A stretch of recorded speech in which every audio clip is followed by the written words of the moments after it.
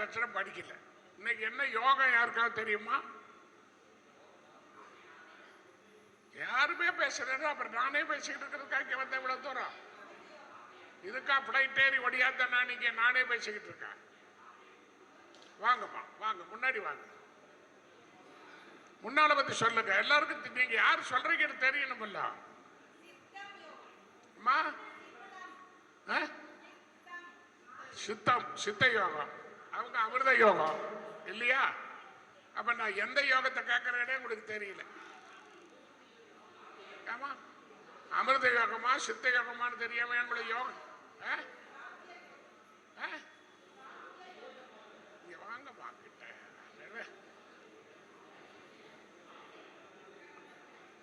எல்லாருக்கும் தெரியணும் அல்லம்மா. சொல்லுங்க. ராஜயோகமா? எது? சாத்திய யோகம். அப்படி ஒரு யோகம் எங்க இருக்குது?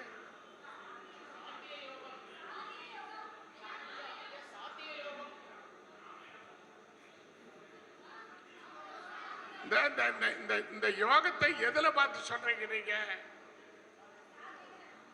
பஞ்சாங்கத்தில் போட்டிருக்குமே நட்சத்திர தேதியெல்லாம் வந்து ஒரு இடத்துல சித்த யோகம் அமிர்த யோகம் போட்டிருக்கு. அதையா சொல்றீங்க? இல்ல அந்த 27 யோகத்தை சொல்றீங்களா?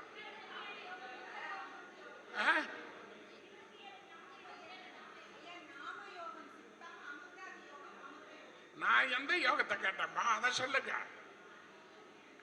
நான் யோகம்ங்கிற வார்த்தைக்கு எது பொருள்? அதாவது இந்த கிரகத்துக்கு பின்னால, இந்த கிரகத்துக்கு பின்னால ஒரு கிரகம், எக்ஸாம்பிள் வச்சுங்க, சூரியனுக்கு பின்னால சந்திரனை தவிர மற்ற கிரகம் தான் ஒரு யோகம்னு வரும். அது படிச்சது இல்லையா? படிக்கலையா? இன்னைக்கு சாமுண்டா யோகம், சாமுண்டி யோகம். அது எதுல? இந்த பஞ்சாங்கத்தில் போட்டிருக்க அந்த யோகம் அல்ல. இந்த குழந்தை என்ன யோகத்துல பிறந்ததுன்னா யோகம்னே ஒரு கட்டம் 16 வரும். அதுல பேரு யோகம்னு வரும். இந்த யோகம் அல்ல யோகம், அந்த யோகம் தான் யோகம். எந்த கிரகத்துக்கு பின்னாடி எந்த கிரகம் தான் என்ன யோகம், எந்த கிரகம் இல்லாட்டி என்ன யோகம். ஒவ்வொரு மனிதனுடைய ஒவ்வொரு பிறந்த நாளுக்கும் 1000 யோகம் இருக்குது. உங்க பர்த்டே கொடுத்தீங்கன்னா அதுக்கு 1000 யோகம் இருக்குது. நான் எழுதி தரேன். அதுல ஏதாவது ஒன்று கண்டிப்பா வேலை செய்யும். நீங்க பஞ்சாங்கத்துல தினம் கணம் யோனி ராசி நட்சத்திரம் வருது இல்லையா? அந்த மாதிரி இந்த வாரம் திதி நட்சத்திரம் யோகம் கரணம் அங்க சித்த யோகமா அமிர்த யோகமா போடுற அதை சொல்றீங்க இல்ல? நான் அந்த யோகத்தை கேட்கல, ஜாதகத்தோட யோகத்தை கேட்கல. அப்படின்னா நம்ம ஜோசியத்துல சொல்ல முடியாததே இல்லை. நீங்க தைரியமா சொல்லுங்க, நல்லா படிங்க. நிறைய விஷயம் இருக்குது இதுல. படிக்க படிக்க படிக்க படிக்க உங்களுக்கு தானா வரும். அதே மாதிரி நல்லா சித்தி ஆயிட்டீங்கன்னு வச்சுக்க, அந்த ஜாதகத்தை பார்த்தோம்னா உங்க மைண்ட்ல வந்து சொல்லிடும், சொல்லலாம்னு. அதுக்கு ஒரு எக்ஸாம்பிள் தான் இந்த அம்மாவை சொன்னேன். ஆனா அவங்க ஒன்றும் சோகமாகவும் இருக்கல, அவங்க ஜாலியாக தான் இருந்தாங்க. ஆனா உள்ள வெந்துகிட்டு இருக்குது. அது அந்த மாதிரி பார்த்தோட்ட கண்டுபிடிக்கணும். அப்ப நம்ம யாராவது அதை சொன்னோம்னா உங்களுக்கு ஒரு ஆறுதல். ஏன்னா அவன் லக்னாதிபதிக்கு சத்ரு நட்சத்திரத்தில் பிறந்திருக்கிறான் இல்லையா? அதனால அந்த சோதனை எல்லாம் வரத்தான் செய்யும். ஆனா முந்தி தவம் கறந்து 300 நாள் சுமந்து என ஈன்ற அன்னைக்கு அந்த வழி இருக்குமே, அதை மாற்றுறது கஷ்டமே. ஆனா பிள்ளைங்களுக்கு அது இருக்கு. அன்றைக்கே சொல்லிட்டாங்க, நீங்க ஏத்துக்க வேண்டியதை பெத்த படம் பித்து பிள்ளை மன கல்லுன்னு. ஆனாலும் இந்த கல்லை கரைக்கலாமான்னு முயற்சி பண்றாங்க. அவங்களால ஆன வரைக்கும் முயற்சி பண்ணி பார்த்துட்டாங்க. இனிமே அழுகிறதுக்கு அங்க மண்டையில் தண்ணி இல்லை, டேங்க் ட்ரை ஆயிடுச்சு இல்லையா? டேங்க்ல தண்ணி இல்லை, இனிமேல்தான் மோடுதான் கணிஞ்சு வரணும். அதனால அதெல்லாம் மறந்துட்டு ஜாலியா இருக்கணும். நடந்தது நடந்தது, எங்கேயோ நடந்துருச்சு தப்பு. இப்ப அதை திருத்தறதுக்கு அதிகமா முயற்சினா உயிருக்கு ஆபத்து வருது. அம்மா இல்லாட்டி இல்லை, அங்க இல்லாம இருக்க மாட்டேங்கிற காலம் வந்துருச்சுல்ல. அப்ப நம்ம அனுசரிச்சு போய்க்கணும், வேற வழியே இல்லை. யார் கட்டுப்பட்டு போகணும்? பிள்ளைங்க நல்லா இருக்கணும்னா பெத்தவங்க பேசாம அப்படியே இருக்கணும். அப்ப எங்க தப்பு நடக்குதுன்னா இந்த ஜாதகத்தை பார்த்த போது அப்பவே இந்த கிரகத்தினால இந்த தப்பு வரும்னா அதுக்கு என்ன ரெமெடி, அதுக்கு என்ன கோயில், என்ன பண்ணணும் பண்ணியிருக்கணும். அவங்க லேட்டா பண்ணாங்க, எல்லா பிரச்சனை வந்துருச்சு. சரியா? அதனால யோகம் என்ன 16ஐயும் மனப்பாடம் பண்ண வேண்டாம், பார்த்துக்குங்க. முதல்ல உங்க ஜாதகத்தை, உங்களுக்கு என்ன யோகம் உங்க ஜாதகத்திலே எனக்கு சொல்லணும். என்ன யோகம்? துருவ யோகம். அந்த அந்த மாதிரி யோகத்தை சொல்லுங்க. 1000 யோகம், ஒவ்வொருத்தருக்கும் 1000 யோகம் இருக்குது. இது ஒரு பெரிய மகத்தான நாள். இந்த நாளுக்கு ஈடு இணையே சொல்ல முடியாது. ராகு கேட மட்டும் எந்த கிரகமும் பார்க்காம மற்ற கிரகங்கள்லாம் ஒன்று பார்த்துக்குது. அப்ப இந்த நாள் ஒரு விஷத்தன்மை இல்லாத ஒரு புனிதமான நாள். சரி, அடுத்த நாள் நம்ம சனி எப்ப கும்பத்துக்கு வருவார் ஆட்சிக்கு? மறுபடியும் சனி கும்பத்துக்கு எப்ப வருவாருங்க? அப்ப எவ்வளவு நாள் ஆகும்? அப்ப இந்த தங்க காசு மாதிரி கிடைக்குமா மற்றவங்களுக்கு? அதனால இதுதான் உங்க வீட்டுக்கு லட்சுமி வர்றான்னு அர்த்தம். இன்னைக்கு வந்தவங்க வீட்டுக்கு லட்சுமி வர, காசு வாங்கினாலும் வாங்காட்டியும் இந்த நல்ல நாள்ல இந்த இடத்துல கூடுன எல்லாருக்குமே நல்லதுதான் நடக்கும். ஏன்னு கேட்ட ஏக காலத்தில் இத்தனை ஜோதிடம் தெரிஞ்சவங்க மத்தியில் ஒரு ஆள் வந்து உட்கார்ந்தா எந்த கிரகம் கெடுக்கும்? ஒருத்தருக்கு ஒரு கிரகம் கேட்டிருக்கோம், அதே கிரகம் இன்னொருத்தர் நல்லா இருக்கும் இல்லையா? அப்ப எல்லாரும் கூடி உட்கார்ற போது ஒருத்தர் கஷ்டத்திலிருந்து ஒருத்தரை காப்பாத்துமா இல்லையா? அப்ப இன்னைக்கு சந்திரன் பௌர்ணமி, ரோகிணி நட்சத்திரம் வரும், ஆனா பௌர்ணமி இன்னைக்கு வந்திருக்குது இல்ல?